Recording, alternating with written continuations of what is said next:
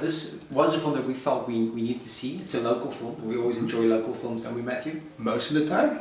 That's true, most of the time. Hashtag, another kapstuk. Finest keepers. Yes. Nee, bro. See, I'm still reeling from that film. I'm reeling from that. I still wake up like in cold sweats. It's done local cinema a big favour, because now anything is better than Finest Keepers. That's true. I mean, you're right, Matthew. Finest Keepers lowered the bar so dramatically that anyone with a camera and a mic can come along now and shoot a movie. And it'll be better.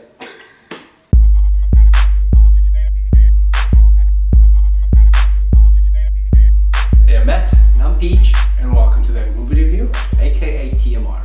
With Vaselinetjie, director Corne van Rooyen has crafted a very honest and frank account of complex issues still affecting South Africa today.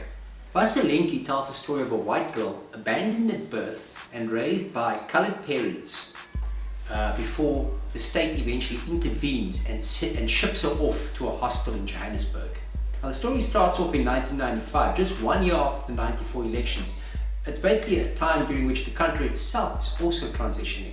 This isn't the first time that Shalene Sethi Richards has raised white kids, PJ. No.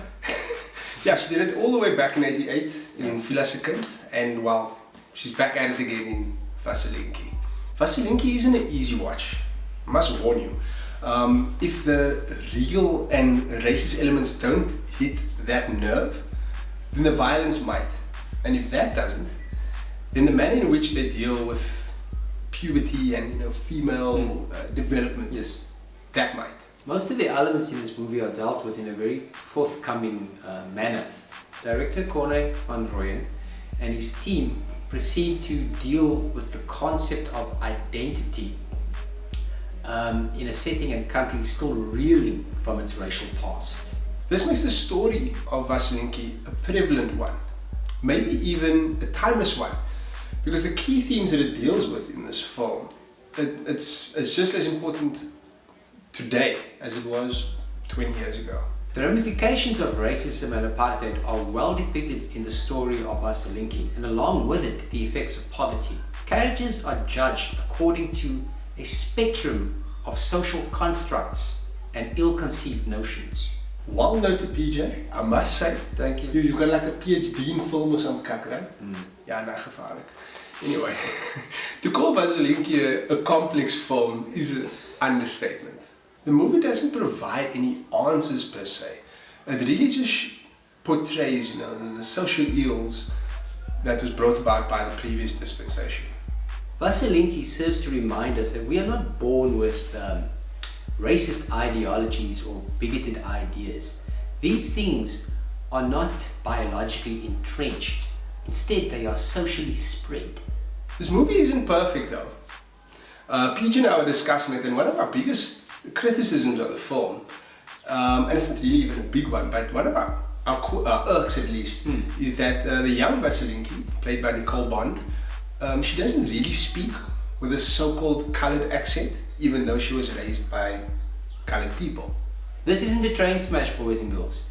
Director van Rooyen instead opts to let her sad and subdued emotions display her situation or depict it. And if she doesn't sound coloured, whatever that means, then the racial slurs depicted at her in this movie will more than drive home that point. The accent of the older Vaselinetjie, played by Margaret van Eerden, is that her name? Yeah, I think so. Yeah. That's a bit more believable, obviously, because at that point, she's already spent years in the hostel with her so-called white friends. This movie doesn't need effective accents to deliver its message. This isn't Mel Gibson's The Passion of the Christ shot in Aramaic that we're dealing with here. This film's story and what becomes of its characters will be more than enough to move the viewer. Absolutely, 100% agree, my friend. We're not shooting some $150 million fucking movie here. Precisely. You know what I mean? And this is one thing, I read a cool article by Nomad Shad on Big Screen Hooligans, where we talk about the climate of local cinema and how we compare it to Hollywood films. And I think it's just the edge that South African filmmakers have on Hollywood filmmakers though, is that we've got such a meager budget to work with. We've got to make it work, man, you know what I mean? So we really no choice. Exactly, and like you said, the biggest gripe we have with this is the fucking accents. I mean, then you're dealing with a good film. Yeah, because you know what, Matthew? And I've said this quite a few times before. Once a film affects you on an emotional level, once it moves you, then it's there. job's done. Then the job's done. Job's done. Thanks, guys. Thank you. Thanks, Corne. Thank There you. we go. Nice, Alit. Joining Nicole Bond and Margaret van Eden, we have Arno Greef, who plays a love interest Texan, who himself is a victim of, this sort of a racist ideology. Was he the older or the younger Texan? He's the older older one. Yeah, you don't see much of the younger Texan. Not really, but you see him smoking an inchie one. Little shit. We then also have Alzette now as her closest friend, Killer.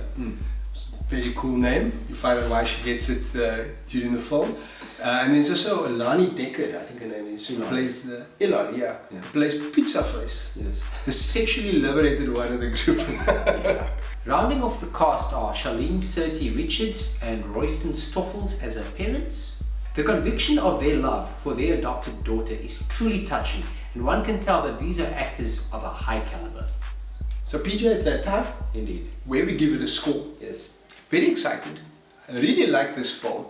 And yeah, look, whenever we go into local films, we're a bit hesitant because we want to like them. We've mentioned this before. We don't want to take a cuck on local cinema. That's very true, Matthew. It's not something we want to do. It's not something we want to do. And you know what? When we come across a film like Vaselinetjie, which I might add might be the best local film I watched this year. Yeah?